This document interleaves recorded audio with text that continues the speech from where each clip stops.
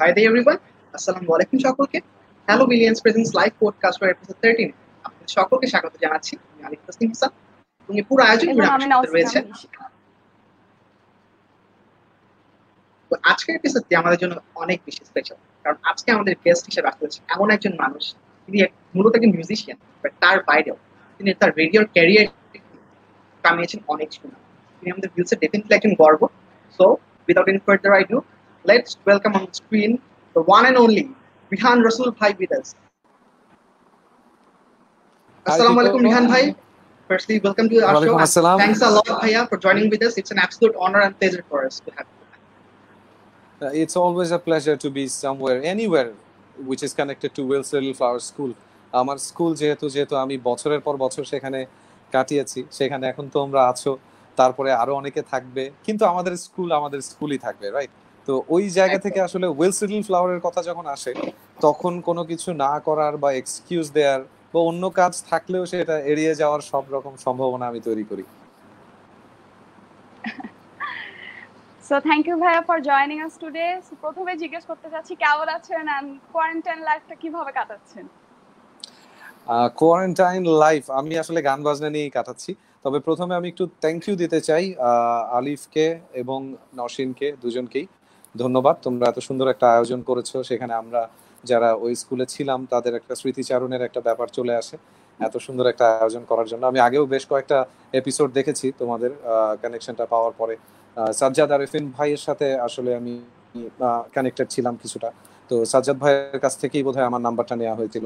এভাবেই কানেকশনটা হয় আলিফের মাধ্যমে। Thanks to both of you for this arrangement, it's beautiful. Hello Williams I should say. Definitely আমরা আপনার গান বা রেডিওর ক্যারিয়ার এসব নিয়ে ডেফিনেটলি কথা বলবো, বাট তার আগে একটু জানতে চাইবো আপনার ফিল্ডস লাইফ সম্পর্কে, আপনার স্কুল লাইফ সম্পর্কে, স্কুল লাইফের মজার এবং দুষ্টুমির এক্সপিরিয়েন্স যদি আমাদের সাথে শেয়ার করেন। না, আসলে স্কুল লাইফে আমার পড়াশোনার এক্সপিরিয়েন্স খুব কম, দুষ্টামির এক্সপিরিয়েন্সই বেশি। তো এই ক্ষেত্রে বলার কাহিনীর কোনো অভাব নেই। টিচারদেরকে জ্বালাতন করা থেকে শুরু করে সবই আমরা করেছি। ওই সময় অসাধারণ কিছু এখনো অসাধারণ কিছু টিচার আছেন, এবং যতদিন উইলসে ছিলাম, Wills is like home man. আমি জানি না অন্য সব স্কুলের কথা, আমি জানি না, আমি একটা স্কুলেই পড়েছি। আমি কিন্তু আমার পুরো আমার স্কুল লাইফটাই টোটালি উইলস। আমি কোথাও থেকে আসিনি বা উইলস থেকে কোথাও যাইনি। যতদিন স্কুলে ছিলাম, ফ্রম নার্সারি টু F3 টানা আমি উইলসেই পড়েছি। তারপরে আমি privately O levels and A levels দেই। তো এটা হচ্ছে আমার উইলস স্টোরি। অ্যান্ড কি বলবো, যে Wills made me into what I am. আজকে উইলস লিটল ফ্লাওয়ার যদি না পড়তাম, অন্য কোনো স্কুলে পড়লে হয়তোবা আমি আজকের রেহান রাসূল হতে পারতাম না, আসলেই পারতাম না। কারণ স্কুল লাইফটা অনেক বড় ব্যাপার, অনেক মজার এবং অনেক বড় একটা ব্যাপার।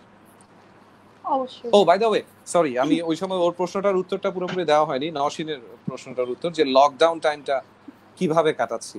লকডাউন টাইমটা আসলে আমি যেহেতু একটা রেডিও স্টেশনে জব করি, আমাদের সম্পূর্ণ ছুটি বা আমাদের ব্যক্তিগতভাবে লকডাউনটা ওভাবে নেই। সপ্তাহে 3-4 দিন নিম্নে অফিস করতে হচ্ছে, রেগুলার বেসিসে রেডিও শো গুলোও করতে হচ্ছে, এবং তারপরে বাকি টাইম যতটুকু পাচ্ছি ততটুকু it seems like a blessing, গানের সাথে চলে যাচ্ছে। হয় লিখছি, না হলে সুর করছি, না হলে গাচ্ছি, তিনটার একটা চলছে আর কি। তাহলে ভাই আপনার স্কুল লাইফের ব্যাপারটা একটু জানতে চেয়েছিলাম, যে স্কুল লাইফের মজার দিক। সরি, হ্যাঁ, যে জিনিসটা আসলে জানতে চাচ্ছিলাম, আপনার আমি স্কুল লাইফের মজার এবং দুষ্টুমির কারণ কি ডিসকানেক্টেড? হ্যাঁ, আমরা আপনাকে শুনতে পাচ্ছি। আপনি কি শুনতে পাচ্ছেন? জি ভাই, শোনা যাচ্ছে। আপনাকে শোনা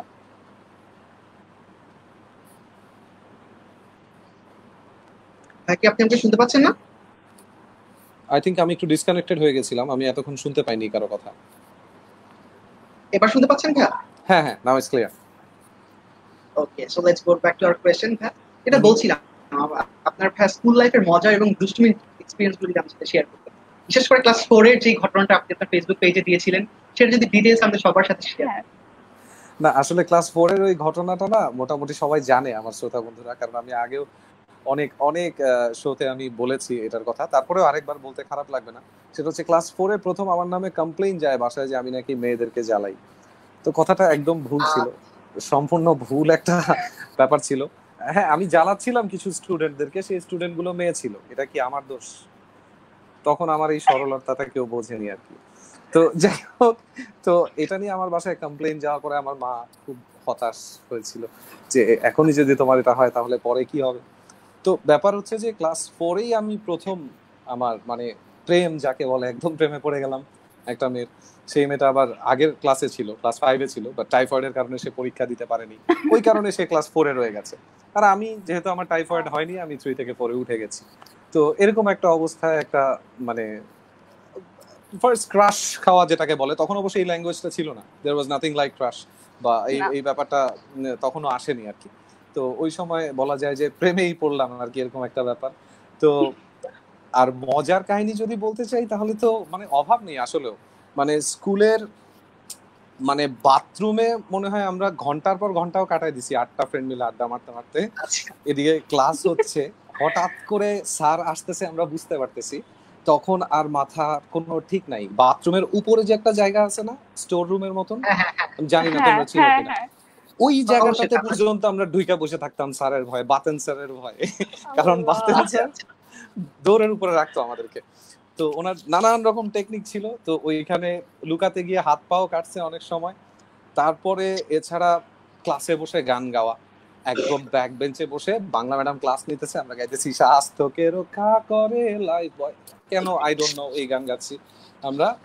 মানে ম্যাডাম খেপে যাচ্ছে, যখন লাস্ট লাইনটা আসতেছে তখন পুরো ক্লাস একসাথে লাইফ বয়, মানে ইটস আনবিলিভেবল শাউট ম্যান।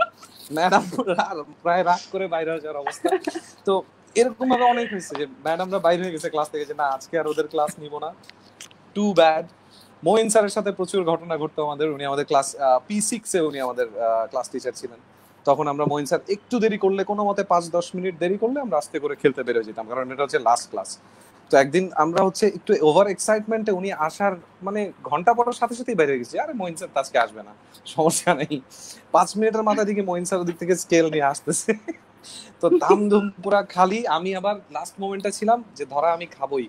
আমি স্যারকে বললাম যে স্যার আমিও তো ওদেরকে জাস্ট এটা বলতে আসছিলাম যে স্যার তো আসবে, তোরা ক্লাসে আয়।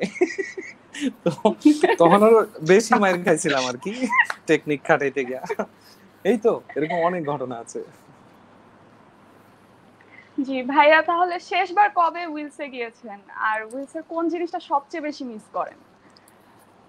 আসলে ওভারঅল টাইমটাকেই তো অনেক বেশি মিস করি। আলাদা করে স্পেসিফাই করতে গেলে হয়তো বড় জোর এতটুকু বলতে পারবো যে একসাথে ক্লাস করাটা, হোমওয়ার্ক না করাটা, হোমওয়ার্ক মানে না করে খুব হোমওয়ার্ক করেছি এরকম টিক দেওয়া, ভান করা, এগুলো সবকিছুতে মানে সবকিছুই মিস করি। তো যেভাবে হোক নিজেদের একটা বেঞ্চ তৈরি হয়ে যাইতো, যে এই বেঞ্চে ওই বসবে, ওইখানে ওই থাকবে, ছোট ছোট ছোট ছোট সার্কেল থাকতো। কিন্তু আমরা ক্লাসের ভিতরে বেঞ্চ হ্যাঁ। ক্রিকেট খেলতাম, এতটুকু ছোট কাগজ প্যাঁচায় ওইটা দিয়ে বল বানাইতাম, আর আমাদের জ্যামিতি বক্স যেগুলো ছিল সেগুলো হতো ব্যাট। তো ওটা দিয়ে আমরা বেঞ্চ ক্রিকেট খেলতাম। এমনও হয়েছে যে স্যার পিছনে এসে চিল্লাইতেছে, আমাদের খেয়াল নাই, সবাই একজন বলছে পিটা পিটা মামা, আরেকজন বলছে আউট কর, সারা ক্লাস ওই ব্যাক বেঞ্চে বেঞ্চ ক্রিকেট খেলতেছে, স্যার এদিকে এসে হতাশ, যেই হচ্ছে আমার স্টুডেন্ট, এরকম মানে ভাবে আর কি ব্যাপারগুলো। অলরাইট ভাই রিসেন্টলি উইলসে যাওয়া হয়েছে? রিসেন্টলি উইলসে আসলে যাওয়া হয়নি, অনেক দিন যাওয়া হয়নি। মানে ইটস লাইক আমি লাস্ট গিয়েছিলাম বোধহয় 2013 বা 12-এ, যখন আমার একটা ফ্রেন্ড ছিল আমার, নাদিয়া, ও কানাডা থেকে অনেক দিন পরে আসার পরে ও বলেছিল যে চল আমরা যে উইলসে যাই, দেখা করে আসি। তো তখন আমার সাথে আরো একটা ফ্রেন্ড ছিল, সারিতা।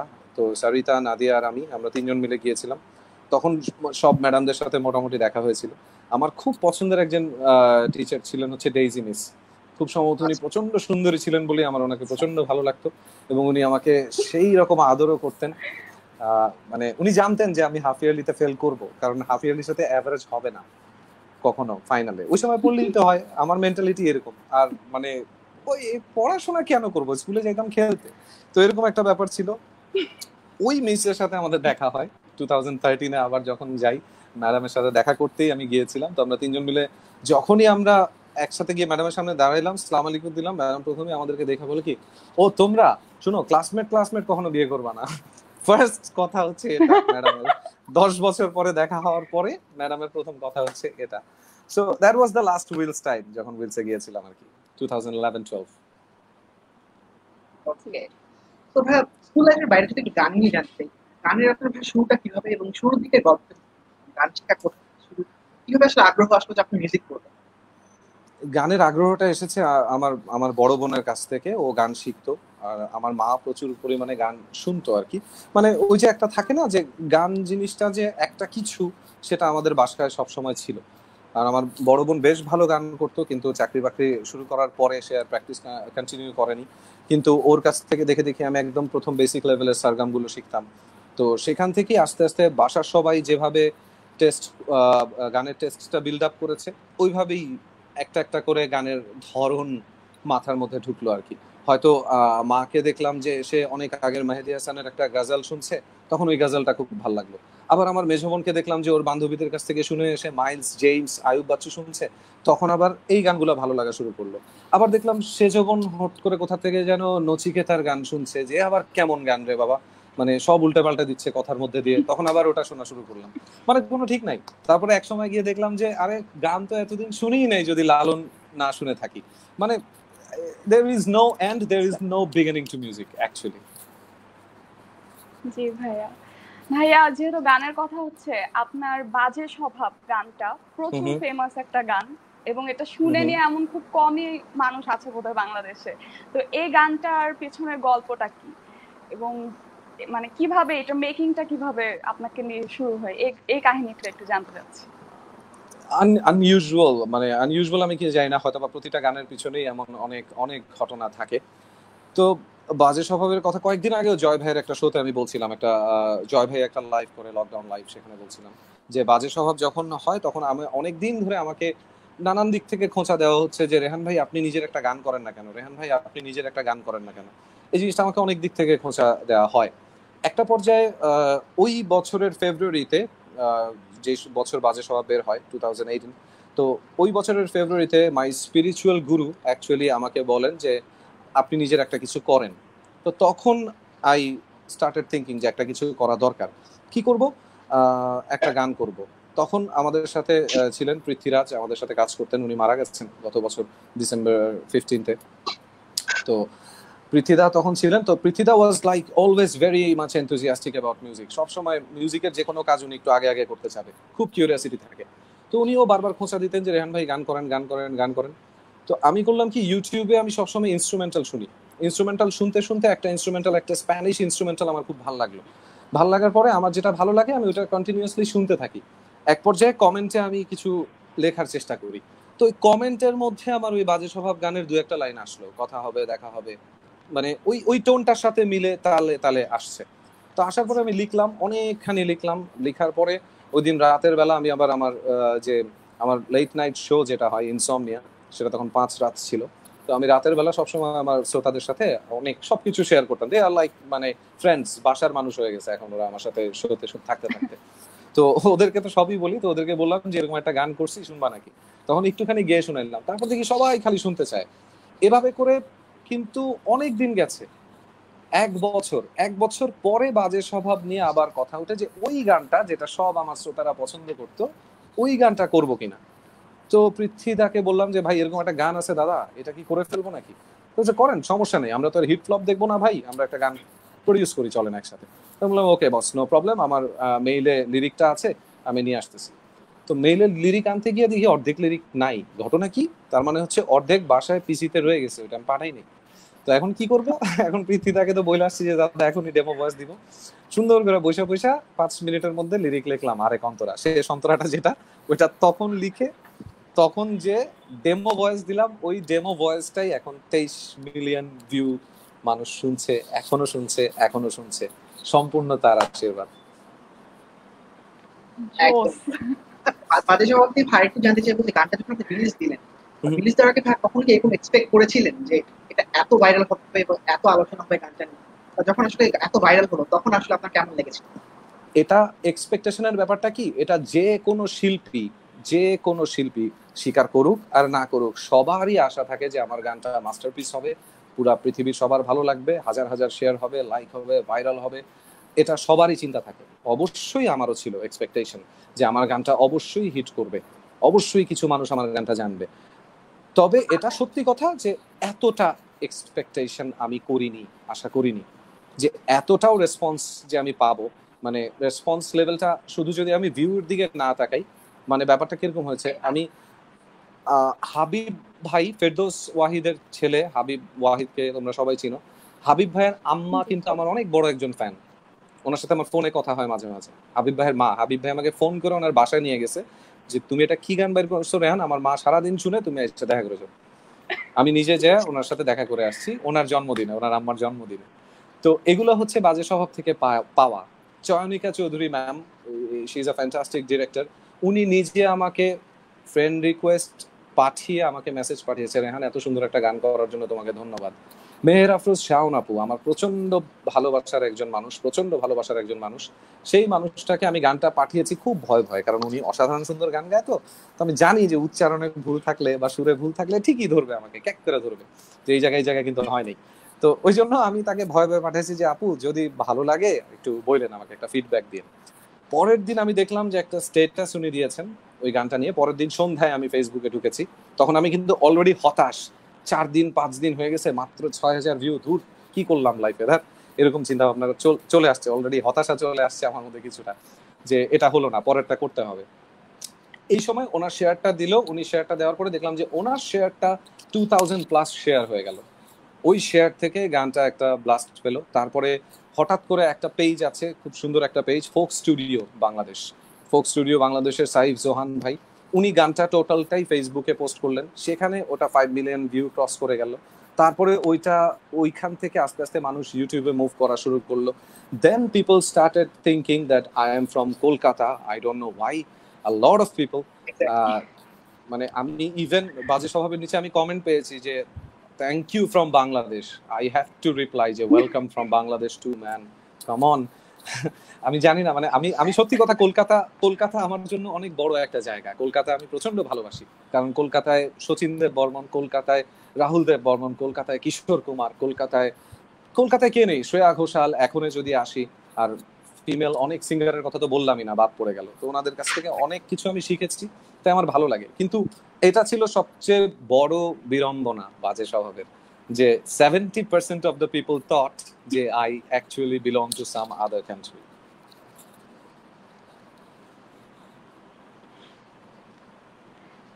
তাহলে ভাইয়া, যেহেতু আপনার গান নিয়ে কথা হলো, এবার আসি আপনার রেডিও জকি ক্যারিয়ারে। আপনি আরজে হিসেবে আপনার যাত্রাটা কবে শুরু হয় এবং কোথা থেকে শুরু হয়? সবই ওই গান রিলেটেড, বুঝলা। মানে আমি হচ্ছে তখন বলতেছিলাম কয়েকদিন আগে এক জায়গায় যে আমি তখন ভ্যাগাবন্ডের মতন ঘুরে বেড়াচ্ছি আর কি। কিছু থাকে না যে চাকরি বাকরি নাই, ঘুরতেছি, খুব গান বাজনা করে, হেভি ভাবে ভাবে থাকে, হ্যাঁ, সবার দিকে একটু উদার দৃষ্টিতে তাকায় যে জীবনটার কি হবে, এরকম একটা দৃষ্টি নিয়ে তখন এরকম ভাবে ঘুরতেছি আর কি। এরকম একটা সময় আমার এক ছোট ভাই আছে সাইফ ইমন, ও বাংলাদেশ প্রতিদিনের একজন জার্নালিস্ট এখন। তো তখন ও একটা ছোটখাটো রেডিও স্টেশনে জব করতো, সিটি FM 96। তো এই 96 যখন ও কাজ করতো তখন ও বললো যে ভাইয়া আমাদের এখানে একটা শো হয়, লেটস গো ফর ইট, তোমাদের তো ব্যান্ড আছে, তোমরা এই শোটা করো। তখন আমাদের একটা ব্যান্ড ছিল, আমাদের ব্যান্ডের নাম ছিল ফিউশনাস, যেটা আমরা এখন আবার রিবিল্ড করার চেষ্টা করছি। তো তখন আমরা বললাম যে ঠিক আছে, কোনো সমস্যা নেই, আমরা শো করে আসি, অসুবিধা হবে না। তো গেলাম ওখানে শো করতে যাওয়ার পরে ওখানে 3 ঘন্টার শো ছিল। বেশ কিছু গান টান গাওয়ার পরে সামহাউ কানেকশন একটা ক্রিয়েট হলো। ওই দিন রাত্রে সিটি FM এর একজন প্রডিউসার ছিলেন সামিউল হক, সামি ভাই। তো সামি ভাই আমাকে কল করলেন যে আমাদের ম্যানেজিং ডিরেক্টর আপনার শো শুনেছে, আপনার কণ্ঠ ভালো লাগছে, আপনি আর্জিং করবেন কিনা। আমি বলছি যে আর্জিং হুট করে আমি তো কখনো চিন্তা করি নেই, তা মানে তার জন্য কি করতে হবে? বলছে কিছু করতে হবে না, আপনি যে শোটা করে গেছেন ওটা আপনি এখন থেকে হোস্ট করবেন। আমি বলছি আরে ভাই, এইভাবে কারো পেটে লাথি মারা তো ঠিক না। না, উনি নিজে অনেকদিন ধরে করতে চাচ্ছে না, তো আপনি করবেন কিনা বলেন। Okay fine, how much do you pay for it? তো তখন পেমেন্টের কথা আসলে যে আপনি আসেন, একটা অডিশন দেন, স্ক্রিপ্ট বানিয়ে নিয়ে আসতে হবে, এরকম কোন একটা কিছু নিয়ে, তারপর আপনাকে ভয়েস দিতে হবে, সেই ভয়েস যদি পছন্দ হয়, এইসব ব্লা ব্লা অনেক কিছু বুঝাইছে আমারে। তো আমার আবার এত কিছু ভালো লাগে না, এত কিছু 3 দিন পরে যাইতে বলছে, যাবো না। তো 3 দিন পরে আমি গেছি, যাওয়ার পরে বলতেছে যে আপনার স্ক্রিপ্ট কই? আমি বলছি ভাই আমার তো কোনো স্ক্রিপ্ট নেই। বলছি তাহলে আপনি কি বলবেন? বলছে আপনি ভাই আমাকে মাইক্রোফোন দেন, আপনি গান কি আপনি সিলেক্ট করে দিবেন না আমি সিলেক্ট করবো? যে না আপনি সিলেক্ট করেন। তখন আমি মোটামুটি 1.5-2-3 মিনিটের কোনো ফাম্বল ছাড়া বৃষ্টি নিয়ে অনেক কথা বললাম, যে মানে 70% হুমায়ুন আহমেদ স্যারের কাছ থেকে মেরে দিছি, 10% আমি আবার সুনীল গঙ্গোপাধ্যায়ের কাছ থেকে মেরে দিয়েছি। ঠিক আছে, এভাবে করে চলছে আর কি, নানান ভাবে চুরি চামারি করে চালাই দিলাম 3 মিনিট। তো উনি সেটাতে মোহিত হয়ে গেলেন যে না ভাই আপনার তো স্ক্রিপ্টও লাগে না, আপনি তো নিজেই বলতে পারছেন টানা, আপনার ফাম্বল হয় না, সমস্যা নাই। তো ওকে ফাইন, তাহলে কাজটা করা যায়। ওই যে ওখান থেকে শুরু করলাম 2013-এ সিটি FM 96-এ সিটি আনপ্লাগড নামে একটা শোতে হোস্টিং শুরু করলাম। সেখানেই আস্তে আস্তে আরো কয়েকটা শো শুরু করলাম নিজের প্রোডাকশনে। গাজাল নাইট জলসা, 3G নামে আমার একটা শো ছিল, এরকম বেশ কিছু শো করতাম। তারপরে সেখান থেকে একসময় শিফট করলাম হচ্ছে এবিসি রেডিওতে। এবিসি রেডিও তখন মানে it was a very hard place to get in, because ওখানে অনেক বড় বড় আরজেরা ছিলেন। তারপরেও সেখানে অনেক কষ্ট হয়েছিল জায়গা পেতে, কিন্তু জায়গা পেয়েছি, জায়গা করে নিতে হয়েছে। তারপরে এই তো, এরপরে মাঝখান থেকে একবার রেডিও টুডেতে ছিলাম কিছুদিন, তারপরে আবার শিফট করে সেই এবিসিতেই চলে আসা, আর এখানেই এখন শো চলছে। All the late night shows belong to me. ভাই গানের কথা যদি আরেকটু আসি, যেহেতু আপনি নিজেকে একটা মিউজিশিয়ান হিসেবে পরিচয় দিতে পছন্দ করেন এবং আপনার স্বপ্ন সব মিউজিক নিয়ে রাদার দ্যান ব্রেক, গান নিয়ে আপনার স্বপ্নের কথা কি জানতে চান? আপনি নিজেকে গান নিয়ে কোথায় দেখতে চান এবং গান নিয়ে আপনার স্বপ্নটা আসলে কত বড়? আসলে এটা না প্রতি পদে পদে বদলায় ভাইয়া। এটা আসলে কাউকে ওভাবে জিজ্ঞেস করলে সে হয়তো তৎক্ষণাৎ যেটা চিন্তা করে সেটা বলে। আপাতত এখন যেটা মনে হয় অনেকদিন পরে, হয়তো বা কোনো না কোনো ভাবে গানের আশেপাশে লেগে থাকাটাই আমার সবচেয়ে বড় উদ্দেশ্য। কোথায় যেতে পারবো এটাকে নিয়ে আমি জানি না, কিন্তু এই যে আমি যেই চাকরিটা করছি, আমি এবিসি রেডিওতে প্রোডিউসার অ্যান্ড রেডিও জকি হিসাবে আছি, বিহাইন্ড দ্য সিনেও প্রচুর কাজ করছি। কিন্তু মূল ব্যাপারটা কি, রেডিও মানেই কিন্তু গান। ওই গানের সাথে থাকার জন্যই কিন্তু এখানে থাকা। বাইরে যাওয়া, দেশের বাইরে যাওয়ার চিন্তা আমার কোনোদিন আসে নাই ভাইয়া। তার একটাই কারণ, আমার কাছে কেন যেন মনে হয় যে বাইরে গেলে আমি আমার গানের সাথে লিঙ্ক রাখতে পারবো না। কারণ আমার গান মানে হচ্ছে আমি, আমি মানে হচ্ছে বাংলাদেশি, বাংলাদেশি মানে হচ্ছে বাংলাদেশ, আর বাংলাদেশ মানে হচ্ছে বাংলার মাটি। তো এই কানেকশনটার ঊর্ধ্বে চলে গেলে আমার কেন যেন মনে হয় যে আমি মনে হয় গানের সাথে থাকতে পারবো না, কারণ গানটা ওই মাটি থেকে শুরু হয়, ওই জায়গাটা থেকে শুরু হয়, এরকম একটা ব্যাপার আর কি। তো এভাবে গান নিয়ে আমি কোথায় যাব আমি জানি না, তবে গান আমাকে কোথায় নিয়ে যাবে সেটা জানার ব্যাপারে আমার যথেষ্ট কৌতূহল আছে। জি ভাই, আমাদের সবারই কৌতূহল আছে সেটা জানার জন্য। ভাইয়া পৃথ্বীরাজরা আমাদের সাথে আজ নেই, তার ব্যাপারে, তার সাথে আপনার কাটানো কিছু মুহূর্ত, তার সাথে কিছু স্মৃতি যদি আমাদের সাথে শেয়ার করেন। বেশিরভাগ স্মৃতি শেয়ার করার মতো না, কারণ আমরা খুবই অ্যাডাল্ট টাইপের মজা করতাম সারাক্ষণ। তো যেগুলো নর্মাল ফান, ওগুলো আসলে কি বলবো, সব রকম মানে এমনও হয়েছে যে পৃথ্বীরা ওয়াশরুমে গেছে, আমরা হচ্ছে বাইরে, আমার আরেক কলিগ আছে সেতু, ও কি করছে মানে মেন্স টয়লেট আর ওয়েমেন্স টয়লেটের স্টিকার খুইলা চেঞ্জ করে দিচ্ছে। চেঞ্জ করে তারপর আমরা ওটা ভিডিওতে রেডি আমরা যে পৃথ্বীদা ওয়েমেন্স টয়লেট থেকে বের হচ্ছে। তো এই ধরনের দুষ্টামি থেকে শুরু করে কি হয় নাই অফিসের মধ্যে, মানে বসের বকা থেকে বাঁচার জন্য উনি আমাকে বাঁচাচ্ছে, আমি ওনারে বাঁচাচ্ছি, আমাকে বাঁচাইতে গিয়ে উনি প্রচন্ড ঝাড়ি খেয়ে এসে আমার ইচ্ছা মতন গালাগালি, ধরবে আপনাদের জন্য, আপনাদের কারণে আমার এগুলো হয়, আপনি ঠিক মতন দেন না, এই সেই। আবার আমি ওনার জন্য এটা বলছি, এবং হি ওয়াজ সো হ্যাপেনিং। ওনার কিন্তু ছোটবেলা থেকে percentage of his heart never worked actually from by born. তো এই অবস্থা থেকে ওনার সবসময় একটা দুর্বলতার মধ্যে থাকার কথা, but he was a free spirit man. মানে 24টা ঘন্টা এই মানুষটা আনন্দে আছে। খুব কম তাকে আমি দেখেছি যে সে হাসছে না বা ডিপ্রেসড, খুব কম। একমাত্র দেখেছি যে ঋতু ভাই, মানে ওনার যে ছোট ভাই ঋতুরাজ, ঋতু ভাই যখন কোনো কারণে শরীর খারাপ থাকতো বা ঋতু ভাইয়ের সাথে যদি ঝগড়া হতো, তখন একমাত্র ওনার আমি মন খারাপ দেখেছি। এছাড়া সহজে আমি ওনার মন খারাপটা দেখিনি, সব সময় জলি মাইন্ডেড পার্সন। আর ওই যে বললাম না, আলাদা করে স্মৃতি কি বলবো, যে বাজে স্বভাব গানটা তো টোটাল একসাথে বানানো, গানটা লেখা আমার, সুর করা আমার, কিন্তু তারপরে যে মেকিংটা, ভিডিও মেকিং থেকে শুরু করে একসাথে বসে এডিটিং করা, সবকিছু ওনার সাথে করা। পৃথ্বীরাজের সাথে আমি একটা না, এর আগেও বলবীর নামে একটা গান করেছি, সেটা এবিসি প্রোডাকশন থেকে, চ্যানেলে গেলে অনেকে দেখবে। ওই গানটা খুব একটা কেউ শোনেনি, হয়তো দেশাত্মবোধক গান ভালো লাগে না, বাজে গান ভালো লাগে, বাজে স্বভাবের গান, তাই ওগুলা মানুষ বেশি শোনে। তো ওই গানটাও আমি পৃথ্বীরাজের সাথে করেছি। এছাড়াও আরো অনেকগুলো কাজ এবিসিতে একসাথে করেছি। তো সারাক্ষণই তো একসাথে, অফিস যেহেতু একসাথে করি, সপ্তাহে 6 দিন আমাদের দেখা হতো। সো আসলে আলাদা করে ভাবে স্মৃতি বলার মতো নেই ভাইয়া, প্রতিটা মুহূর্তেই উনি মিশেছিলেন। অবশ্যই ভাই আমরা তার আত্মার শান্তি কামনা করি এবং আশা করি উনি যেখানেই আছেন অবশ্যই ভালো আছেন এবং আমাদের সাথেই অবশ্যই। আছেন। আর যেটা একটু বলছিলাম যে কলকাতা অনেকে আপনি মনে করেন যে ইউর ফ্রম কলকাতা, এটার ভাই one of the major reason আপনার অ্যাকসেন্ট এবং আপনার কথা বলার স্টাইল। তো ভাই এই আচ্ছা। অ্যাকসেন্টে কথা বলাটা আসলে কিভাবে শেখা এবং শুরুটা আসলে কিভাবে এই অ্যাকসেন্টে কথা বলাটা? এটার জন্য most of the people what I guess আপনাকে মনে করে আপনি করবেন। তাহলে আমি বলবো যে আমি শুদ্ধ উচ্চারণ করার একটা মানে নিজেকে একটা মানে চ্যালেঞ্জ দিয়েছিলাম যে আমি বাংলা যখন উচ্চারণ করব আমি শুদ্ধ উচ্চারণ করব, এবং এটা আমার কাছে খুব ভালো লাগে। মানে আমি কিন্তু সচরাচর ফুল বলি না, ফুলই বলি। আবার খোঁজ আমি কথাটা আমি চন্দ্রবিন্দু সহই বলি, চাঁদ বলতে গেলে আমি চন্দ্রবিন্দু নিয়ে আসি। তো এই জিনিসগুলো করতে গিয়ে অনেকের হয়তো এই ধারণাটা হতে পারে, কিন্তু আমি চেষ্টা করি উচ্চারণটা খুব সঠিক রাখার, কারণ বাংলা ভাষাটা এত সুন্দর, এত সুন্দর, এবং এটার উচ্চারণটা যদি সুন্দর করে করা যায় তাহলে মানে এর চেয়ে নিজের ভিতরে একটা আনন্দের সৃষ্টি হয়। বাংলা তো আমার ভাষা, তাই না? যেটাকে আমি আমার বলি সেটাকে আমি আমার ভাবে যত্ন করব না? এখন এই যত্ন করা থেকে হয়তোবা আমার কথার কিছু অ্যাকসেন্ট, যেটাকে তুমি বললে, কিছু প্রজেকশন হয়তোবা ওরকম হতে পারে, কিন্তু আমি কখনো আমার নিজের কাছে মনে হয় না যে কেন মনে হবে। আই পার্সোনালি ডোন্ট নো, হয়তো লিরিকের মধ্যে কিছু ব্যাপার ছিল কিনা কি জানি না, তবে এটা যে কেউ কেউ ভেবেছে তাতে আমার কাছে কিন্তু খারাপ লাগেনি। আমার কাছে জাস্ট এটা মনে হয়েছে যে আরে বুঝতেছে না কেন যে আমি আসলে কে, এটা এটা মনে হয়েছে। কিন্তু আমাকে যদি উগান্ডার তো ভাবে নেই রে ভাই, তাই না? মানে অত দূরের কেউ তো ভাবে নেই, কাছাকাছি তো আমাদের, এপার বাংলা ওপার বাংলা মিলেই তো ভাবছে, তো ইট ডাজন্ট ম্যাটার। আচ্ছা ভাইয়া, আপনি তো আরজে হিসেবে অনেক শোই হোস্ট করেছেন, তো একজন হোস্ট হিসেবে কি কি গুণাবলী থাকা উচিত বলে আপনি মনে করেন ভালো হোস্ট হতে হলে?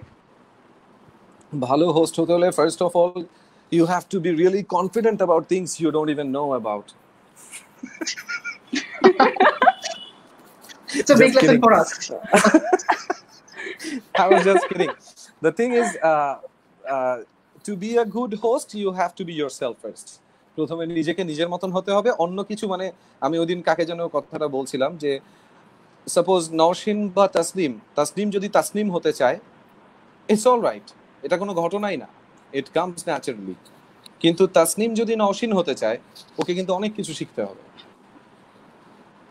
ওকে, so try to be yourself, not an RJ, not a host, not anything, just be you, what you are in real, be that. হ্যাঁ, আমরা জায়গা কোন জায়গাটাতে রাখবো যে হ্যাঁ আমার উচ্চারণটা ভালো হচ্ছে কিনা, আমি এতজনের মাঝখানে কথা বলছি, তো আমার উচ্চারণটা থেকে তো অনেকে শিখতে পারে, অনেকে বুঝতে পারে, তাই না? অনেকে জানার ইচ্ছা হতে পারে। তখন এই জন্য আমাদের কিছু ব্যাপার খেয়াল রাখা উচিত যে না, আমি এই অশোভন কথাটা বলবো না, এই অশ্লীল কথাটা আমি উচ্চারণ করব না, আমি অন্যভাবে বলবো, আমি ঘুরিয়ে নিয়ে বলবো, আমি ব্যাপারটাকে এভাবে বোঝাবো। এই জিনিসগুলো হচ্ছে অভিজ্ঞতা, এটা হচ্ছে একজন উপস্থাপকের অবশ্যই থাকতে হয়। আর মূল যেটা ব্যাপার সেটা হচ্ছে যে প্রচুর পড়াশোনার ব্যাপার আছে। গল্পের বই, প্রচুর পরিমাণে গল্পের বই পড়তে হবে। যে প্রচুর পরিমাণে গল্পের বই পড়ে তার শব্দের ভান্ডার অনেক বেশি, যে কারণে কি হয়, তাকে কথা কথা বলার সময় শুধু চিন্তা করলেই হয় যে সে কি বলবে, কিভাবে বলবে, এটা তাকে চিন্তা করতে হয় না, সেটা তার মস্তিষ্ক সাজিয়ে ফেলে, কারণ সে সবসময় সাজানো অক্ষর পড়ছে গল্পের বইয়ে। এটা পড়তে পড়তে একজন লেখক কিন্তু অসাধারণ, লেখকটা কিন্তু একদম শুরু থেকে শেষ পর্যন্ত একটা ধাঁচ ধরে রেখে লেখে, এক জায়গায় আমাদেরকে ফোকাস করে রাখে, স্থির করে রাখে। সো ওই জিনিসটা খুঁজতে খুঁজতে একসময় পড়তে পড়তে নিজের মাথায় আসে, তারপর ওইটার সাথে নিজের আনুষঙ্গিকতাগুলো যোগ হয়, এপাশ ওপাশ থেকে শেখা, নিজের যে অভ্যাসগুলো, নিজের যে you don't have to be everything, right? Nobody can be perfect. So just present the imperfect you. Fumble প্রত্যেকটা মানুষেরই হয়, you make your fumble your style, that's it. Alright, আমরা আমাদের শো একদম শেষ পরে চলে এসেছি। একটা গান তো আজকে হতেই হবে, অনেক রিকোয়েস্ট আসছে কমেন্ট বক্সে, এবং যেহেতু আমাদের বিলিয়নদের দাবিটা ভাই খুব আপনি রাখবেন। এবং গানের আগে একটা শেষ একটা কোয়েশ্চেন আপনার কাছে ভাইয়া, যে যারা ভাই ইয়াং স্টুডেন্টস আছে বা যারা ইয়াং আছে, যারা আরজি হতে চায়, রেডিওতে ক্যারিয়ার করতে চায়, তাদের উদ্দেশ্যে ভাই আপনার টিপস কি হবে বা তাদের আসলে শুরুটা কিভাবে করা উচিত, তাহলে তারা আসলে রেডিওতে ক্যারিয়ার করতে চায়? আপনার কাছে কি মনে হয়? I think it depends. Radio jockey actually দুই রকমের হয়, একটা হচ্ছে ফরম্যাটেড রেডিও জকি, আর একটা হচ্ছে out of format radio jockey, যে নিজেকে আলাদাভাবে তৈরি করবে। একজন ফরম্যাটেড রেডিও জকির ফরম্যাটের টাইম ফরম্যাট থাকে, তো সে এতটুকু সময়ের মধ্যে এতবার কথা বলবে, এতবার ব্র্যান্ড প্রোডাক্টের কথা বলবে, দ্যাটস ওভার, ডান। কিন্তু আবার এক ধরনের রেডিও জকি বা উপস্থাপক থাকবে, তারা হচ্ছে একটা শোকে হোল্ড করবে, টোটাল শোটাকে তারা নিজের মতন সাজাবে, নিজের মতন করে বলবে, নিজের টপিক উপস্থাপন করবে, সেটা নিয়ে কথা বলবে, 10 জনের রেসপন্স নিয়ে আসবে। তো সেটা তো রেসপন্সের উপর ডিপেন্ড করছে। এই কারণে প্রথম যেটা একটা রেডিও জকির কাজ, সেটা হচ্ছে একটু আগে যেটা বলছিলাম, যে প্রচুর পরিমাণে গল্পের বই পড়া, লাইফস্টাইলে তার মিউজিক থাকতে হবে, তার রক্তে রক্তে মিউজিক থাকতে হবে, তার প্রচুর গান জানা থাকতে হবে। He or she cannot be like যে আমি কখনো মমতা জাফার গান শুনি না, আমার হিন্দি গান ভালো লাগে না, আই হেট রক সংস, এত কিছুর মধ্যে গেলে হবে না, সব ধরনের গান তাকে শুনতে হবে। আমি যেমন লিঙ্কন দার সাথে যখন আর্টসেলের লিঙ্কন দার সাথে যখন বসে বসে শো করছি, তখন আমি সেপালচিউরা, মেগাডেথ এদের গান শুনছি, মানে আনবিলিভেবল, মানে ডেড মেটাল যেটাকে বলে সেটা। অথচ তার আগে পর্যন্ত আমি শুধু মেলোডি শুনতাম, কিন্তু ওগুলোর মধ্যেও ভালো লাগার জিনিস আছে, সব জায়গায় আছে, সব কিছুর মধ্যে ভালো লাগার জিনিস আছে। তো এই মিউজিক জিনিসটাকে খুব বেশি জানতে হবে, আপন করতে হবে। And lots of movies, talk with lots of people, interaction. And আরেকটা জিনিস, উপস্থিত বুদ্ধি খুব বেশি প্রয়োজন, এটা না থাকলে বাকি সব। অলরাইট, আমরা আমাদের শো একদম শেষ পর্যায়ে চলে এসেছি। এবার তো একটা গান অবশ্যই হতেই হবে। তো গান শেষে বাকি কথা বলছি, একটা গান। কি গান করবো বলো? বাজে স্বাভাবিক হয়ে যায়, অথবা হয়তো এটা স্বভাব গানটাই, বাজে স্বভাব গানটা রিকোয়েস্ট এটা।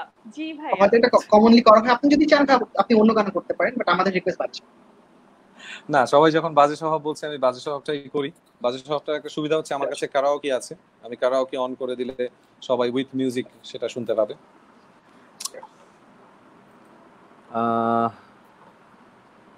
আমার কিন্তু লিরিক ভুলে যাওয়ার অভ্যাস আছে, তোমরা জানো, আমি নিজে লিখলেও তাই। কোনো অসুবিধা নেই, সিঙ্গার যেটা গাবে সেটাই গান, লিরিক ভুল হলে না, তার উপরে সবচেয়ে বড় কথা হচ্ছে লিরিক যেহেতু আমি লিখেছি, আমি এতটুকু চেঞ্জ করতেই পারি। এতটুকু যদি আমি আমার গানের উপর অধিকার না পাই তাহলে হলো, তাই না? এমনিতেই কেউ কপিরাইট দিতে চায় না আজকাল।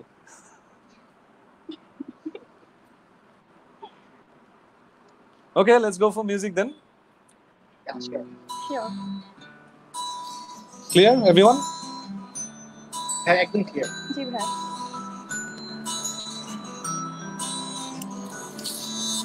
কথা হবে, দেখা হবে, প্রেমে প্রেমে মেলা হবে, কাছে আসা আসি আর হবে না, চোখে চোখে কথা হবে, ঠোঁটে ঠোঁটে নাড়া দেবে, ভালোবাসা বাসি আর হবে না, শত রাতে জাগা হবে, থালে ভাতে জমা রবে, খাওয়া দাওয়া কিছু মজা হবে না, হুট করে ফিরে এসে লুট করে নিয়ে যাবে, এই মন ভেঙে যাবে জানো না, আমার এই বাজে স্বভাব কোনোদিন যাবে না, আমার এই বাজে স্বভাব কোনোদিন যাবে না। আই গেস শুনতে পাচ্ছে সবাই ক্লিয়ারলি? একদম ক্লিয়ার, একদম ক্লিয়ার। আর যারা যারা কমেন্ট করেছে নিচে তাদেরকে অনেক ধন্যবাদ। সরি আমরা কমেন্ট পড়তে পারিনি, পরে পড়বো এসে। ভুল ভাল ভালোবাসি, কান্নায় কাছে আসি, ঘৃণা হয়ে চলে যাই, থাকি না, কথা বলি একা একা, সেধে এসে খেয়ে ছাকা, কেন গাল দাবাবার বুঝি না, খুব কালো কোন গান শোনাবো গোপনে, দেখো যেন আর কেউ শোনে না, গান গেয়ে চলে যাব, বদনাম হয়ে যাব, সুনাম তোমার হবে হোক না, আমার এই বাজে স্বভাব কোনোদিন যাবে না, আমার এই বাজে স্বভাব কোনোদিন যাবে না।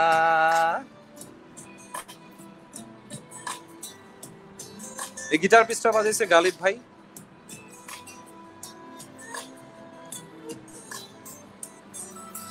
যদি তুমি ভালোবাসো ভালো করে ভেবে এসো, খেলে ধরা কোনোখানে রবে না, আমি ছুঁয়ে দিলে পরে অকালেই যাবে ঝরে, গলে যাবে যে বরফ গলে না, আমি গলা বেঁচে খাবো, গানের আশেপাশে রব, ঠোঁটে ঠোঁটে রেখে কথা হবে না, কারো একদিন হব, কারো এক রাত হব, এর বেশি কারো রুচি হবে না, আমার এই বাজে স্বভাব কোনোদিন যাবে না, আমার এই বাজে স্বভাব কোনোদিন যাবে না।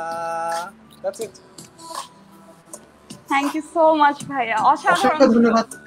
Thank you guys. Still I feel like যে রেকর্ডিং যেরকম লাইভেও সেরকম, তাই উইদাউট আসলে একদম একদম না একদম আমি 100% সেম। মানে আমি কিন্তু এই কাজটা মানে করি, বলবো যে মানে এই যে কয়েকদিন আগে আমি একটা গান রিলিজ করেছি লকডাউন লাভা, ওই গানটা হচ্ছে মিক্সিং যে করছে উনি হচ্ছে আমাদের অফিসে অনেকদিন ধরে জব করেন, তো সাউন্ডের যারা ইঞ্জিনিয়ার আছে ওনাদেরকে উনি হেল্প করেন, assistant.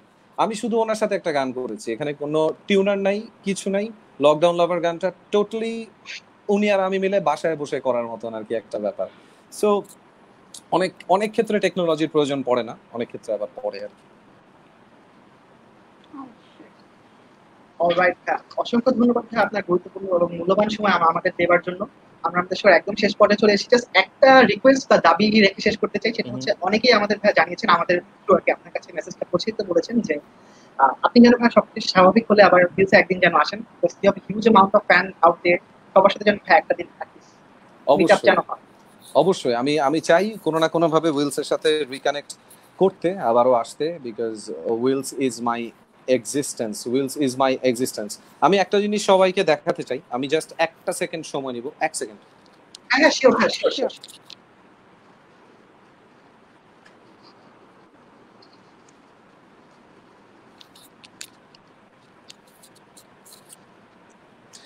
So this is the book 1994 উইলসের যে বইটা, I still have that. Wills বার্ষিক। Exactly. I still have that. আমি এটা এখন আমার কালেকশনে রেখে দিয়েছি। প্রত্যেকটা জিনিস মানে Wills is always touching me. See, I have marked myself over here. আচ্ছা। And my friends যে আমরা এখানে আছি। তো that is how crazy I am about Wheels. মানে this is how much I love my school. অসংখ্য ধন্যবাদ আপনাকে, অনেক ভালো লাগলো। এবং লাস্টে উইলসের এটা শুনে তো একদমই মানে কিছু বলার নেই আসলে আমাদের। চাই খুব দ্রুতই ভাই প্যান্ডেমিক সিচুয়েশন নরমাল হয়ে আসুক এবং আপনি আমাদের উইলসে এসে আমাদের সাথে দেখা করেন। আপনাকে আবারও অনেক ধন্যবাদ আপনাকে আমাদের সময় দেওয়ার জন্য। অনেক মিলিয়ন ভাই বোন আমাদের দেখছে, তাদের দেশে ভাই কিছু বলতে চান প্লিজ?